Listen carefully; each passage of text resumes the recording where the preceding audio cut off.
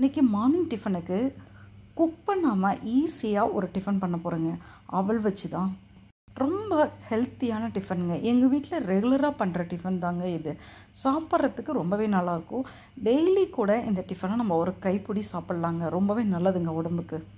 குழந்தைங்க இருக்க வீட்டில் கண்டிப்பாக இது மாதிரி ஒரு டிஃபனை பண்ணி கொடுங்க. உடம்புக்கு ரொம்ப நல்லது. எப்படி பண்ணலான்னு பார்க்கலாம் வாங்க. ஒரு சின்ன கப்பால் 1 கப் அளவுக்கு அவலை எடுத்து அளந்து ஒரு பவுலில் போட்டுக்கிறேங்க. அந்த அவலில் கொஞ்சமாக நார்மல் வாட்டர் விட்டுக்கிறேன். வெள்ளை கலர் அவல் தாங்க நான் போட்டிருக்கேன். உங்கள்கிட்ட ப்ரௌன் கலர் அவல் இருந்தால் கூட யூஸ் பண்ணிக்கலாம். இந்த அவலை 5 நிமிஷம் நல்லா ஊற வச்சு தண்ணி இல்லாமல் இது மாதிரி புழிஞ்சு எடுத்துக்கலாம்.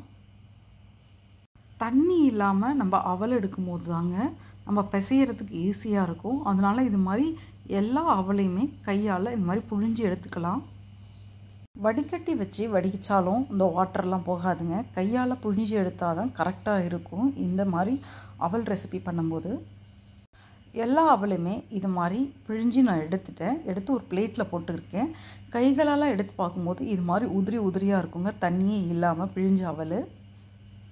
ஊற வச்சு புழிஞ்சு எடுத்த அவலை நம்ம ஒரு பவுலில் போட்டுடலாம் எல்லாத்தையுமே மொத்தமாக. இப்போ இந்த அவல் கூட துருவன தேங்காய் பூ 3/4 கப்பு போட்டுக்கிறேன். ஒரு பிஞ்ச் அளவுக்கு உப்பு சேர்த்துக்கலாம். முளைக்கட்டி வச்சுருக்கிற பாசிப்பயிரையும் இப்போ சேர்த்துக்கிறேன் 1 கப் அளவுக்கு. முளைக்கட்டின பாசிப்பயிறு உடம்புக்கு ரொம்பவே நல்லதுங்க. எல்லா சத்துக்களும் இதில் நிறைஞ்சி இருக்குங்க. ஊற வச்ச பாசிப்பயிராக இருந்தால் கூட போட்டுக்கலாம். முளைக்கலைன்னா கூட பரவாயில்ல, போட்டுக்கலாம் நம்ம. இப்போது எல்லாத்தையுமே ஒன்று சேர கலரிக்கலாங்க. ஒரு பிஞ்ச் அளவுக்கு நம்ம உப்பு சேர்த்துருக்கோம். இந்த அவலில் எல்லாத்தையுமே மிக்ஸ் பண்ணி விட்டுடலாம்.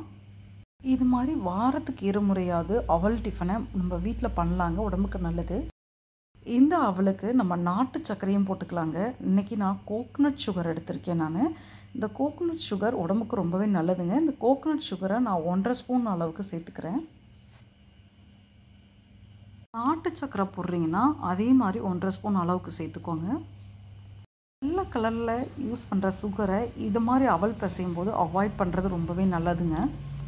இப்போது இது கூட கொஞ்சமாக வாசனைக்கு புதினாவும் சேர்த்துக்கலாங்க. எங்கள் வீட்டு கார்டன்லேருந்து நான் ஃப்ரெஷ்ஷாக பறிச்சிட்டு வந்த புதினாவையும் கொஞ்சம் கட் பண்ணி இது மாதிரி சேர்த்துக்கிறேன். நான் எல்லாத்தையுமே ஒரு சேர ஈஸியாக இது மாதிரி கிளறி விட்டுறலாங்க.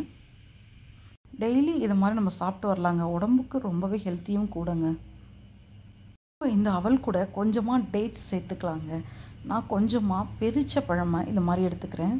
பெரிச்சம்பழத்தில் இருக்கிற விதைகள்லாம் நீக்கிட்டு சின்ன சின்ன பீஸாக இது மாதிரி கட் பண்ணிக்கலாம். நான் ஒரு 6 பெரிச்சம்பழம் அளவுக்கு எடுத்திருக்கேன். இந்த விதையை எடுத்துகிட்டு இந்த பெரிச்சம்பழத்தையும் கட் பண்ணிவிட்டு இதை மாதிரி அவல் கூட சேர்த்துக்கலாம். நல்லா இப்போது அவலை மிக்ஸ் பண்ணி விட்டுடலாங்க. சூப்பராக மார்னிங் டிஃபன் 5 to 10 மினிட்ஸில் ஈஸியாக இதை மாதிரி குக் பண்ணாமல் ரெடி பண்ணிடலாம்.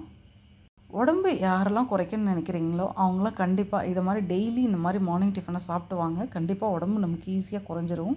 கஷ்டமே இல்லாமல் ஈஸியாக குறைச்சிடலாம்.